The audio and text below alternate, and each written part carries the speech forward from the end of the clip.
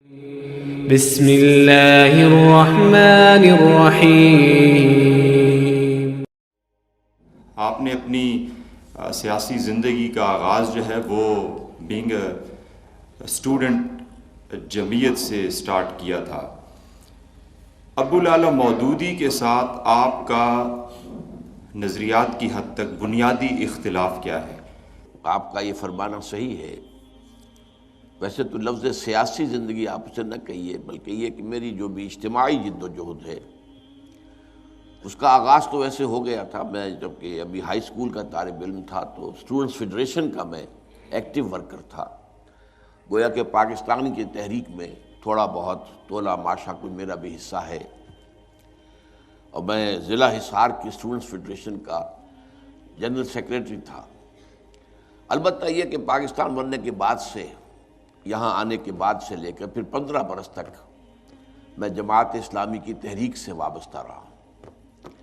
اس میں ابتدا میں جماعت کا ہمدرد بنا تھا، جبکہ میں کرشن نگر لاہور میں رہتا تھا ابھی، اور گورنمنٹ کالج لاہور میں پڑھ رہا تھا، FSC کر رہا تھا۔ پھر جب میں چلا گیا میڈیکل کالج میں داخل ہو گیا اور ہاسٹل میں وہاں میرا اب مقیم ہو گیا، تو پھر میں اسلامی جمعیت طلبہ سے وابستہ ہوا۔ پھر جب MBBS سے فارغ ہو گیا تو پھر جماعت اسلامی کا رکن بن گیا۔ یہ ٹوٹل بنتا ہے 15 برس۔ اب اس میں جو آپ نے اختلاف پوچھا ہے، جو میرا علیحدگی کا اصل سبب ہے وہ تو صرف ایک ہے، اور وہ یہ کہ جماعت اسلامی ایک انقلابی جماعت تھی، اصولی اسلامی انقلابی جماعت۔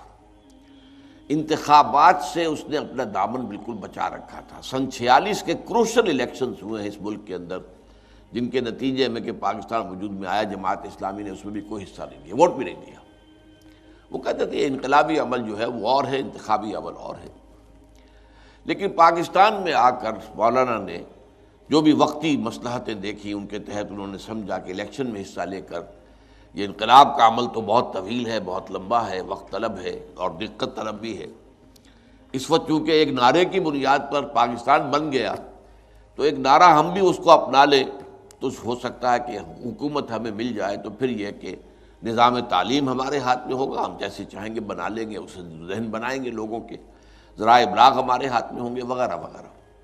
لیکن میں نے اسے غلط سمجھا کہ یہ اصل میں جماعت اسلامی اس راستے پر آ کر اپنے اصل موقف سے منحرف ہو گئی۔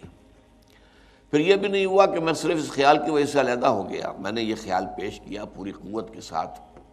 جب جماعت میں ایک جائزہ کمیٹی اس کے لیے بنائی گئی کہ جن لوگوں کو پالیسی سے اختلاف ہے وہ ان سے بات کریں، تو میں نے پہلے زبانی گفتگو کی، انہوں نے کہا آپ اپنی بات لکھ کر دے دیں، تو پھر میں نے 250 صفحے کا بیان دیا، اور وہ اب بھی موجود ہے کتابی شکل میں، تحریک جماعت اسلامی، ایک تحقیقی مطالعہ، جس میں نے ثابت کیا کہ اس ایک اقدام نے جماعت کی تحریک کی نوعیت کو بدل دیا ہے۔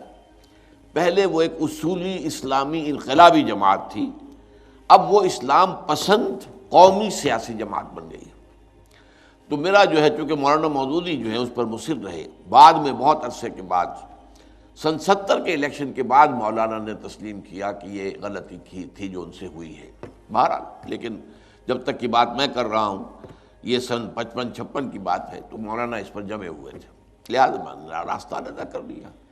لیکن اس کا یہ مطلب نہیں کہ مولانا مودودی سے کوئی اور اختلاف نہیں۔ مولانا مودودی ایک تحریک کے شروع کرنے والے بھی تھے، تو اس تحریک کے بنیادی فکر سے تو میں متفق ہوں، سوائے اس طریقہ کار کی تبدیلی کے۔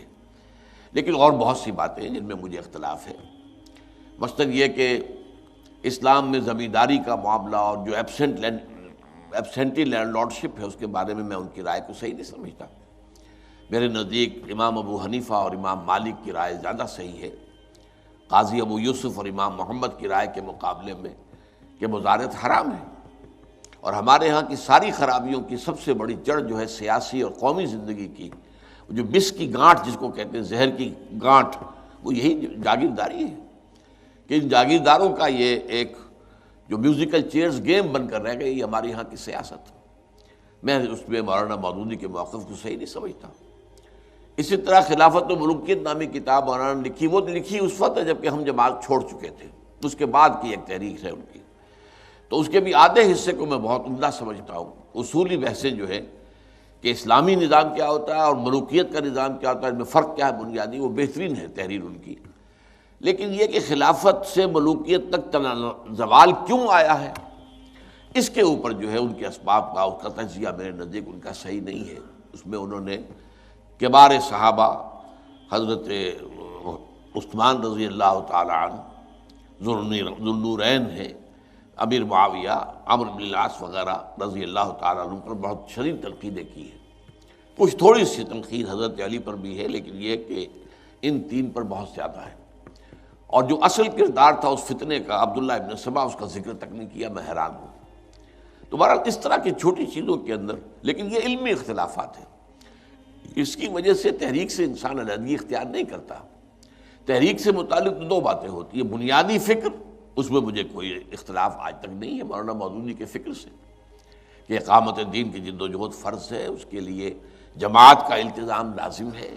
یہ سارا چیزیں جو ہے میں آج بھی قائم ہوں، اور اسی پر میں نے پھر اپنی تنظیم اسلامی کو استوار کیا ہے۔